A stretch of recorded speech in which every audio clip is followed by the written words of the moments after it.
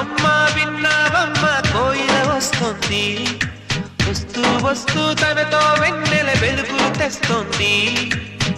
ఏవమ్మ మరుమల్లి తోరణాలు కడతావా, చిలకమ్మ ఎదురేగి స్వాగతాలు చెబుతావా, పూల పొదరిల్లేరా రమ్మందని.